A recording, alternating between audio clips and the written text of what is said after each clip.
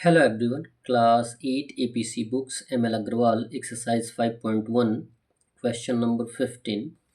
In a straight contest, the loser got 42% votes and lost by 14,400 votes. एक सीधी प्रतियोगिता में हारने वाला 42% वोट्स पाता है और 42% वोट्स पाने के बाद भी वो 14,400 वोट्स से हार जाता है।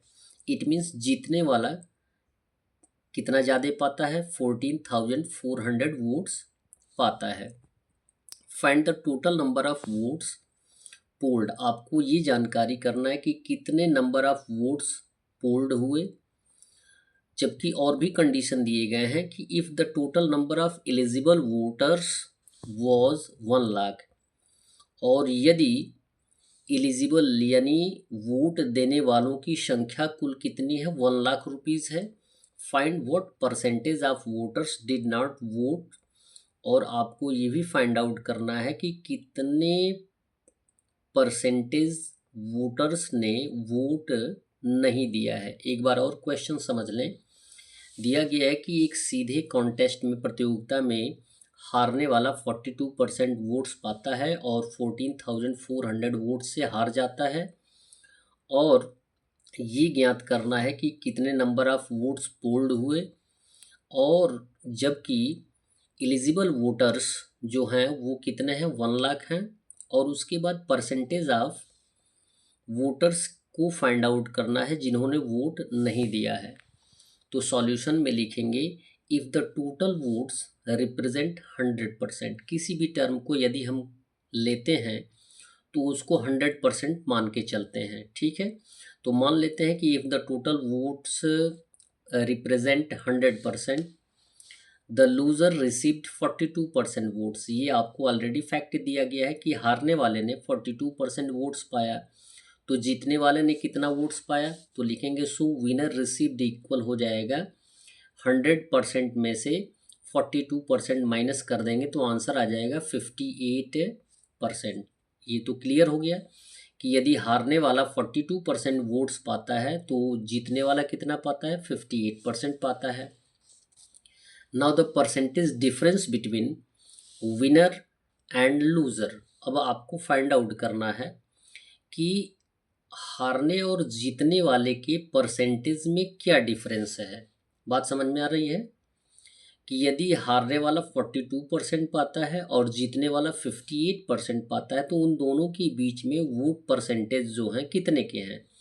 तो 58% में से 42% माइनस कर देंगे तो आंसर आ जाएगा 16%। यानी उन दोनों में, हारने और जीतने वाले कैंडिडेट्स में 16% वोट्स का डिफरेंस होता है। डिफरेंस मतलब अंतर होता है।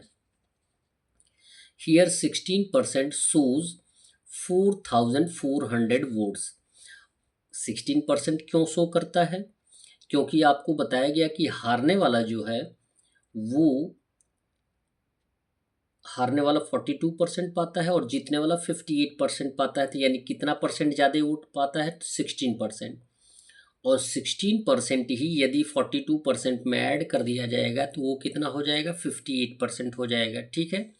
और जबकि हारने वाला कितने वोट से हारता है? 14,400 वोट से हारता है। तो हम कंपेयर कर लेते हैं कि 16% जो होगा वो कितना होगा? 14,400 वोट्स होगा। तो total number of votes polled, तो कितने वोट्स पोल हुए हैं उनकी बात की जा रही है। तो 16% ऑफ वोट्स इक्वल हो जाएगा 14,400। तो 16/100, 16% को हम 16/100 के रूप में एक्सप्रेस कर सकते हैं। ऑफ में से इनटू वोट्स इक्वल हो जाएगा 14,400, और इनको हम ट्रांसफ़र कर देंगे तो यहाँ पे एज ए मल्टीप्लिकेशन, तो एज ए डिवीज़न होगा। 100 का एज ए मल्टीप्लिकेशन होगा साइड चेंज करने पर, और 16 का एज ए डिवीज़न होगा। तो वोट्स लिखेंगे हम 14,400 इंटू 100/16। 16 से रिड्यूस कर देंगे तो 9 टाइम में 144 आएगा, डबल जीरो आ जाएगा, तो 900 इंटू 100 होगा। मल्टीप्लाई कर देंगे तो आंसर आ जाएगा 90,000। तो आप ये कह सकते हैं कि टोटल पोल्ड वोट्स कितने हैं, 90,000। क्लियर है, एक हमारा आंसर आ गया। अब बोला ये जा रहा है कि कितने वोट्स नहीं डाले गए हैं।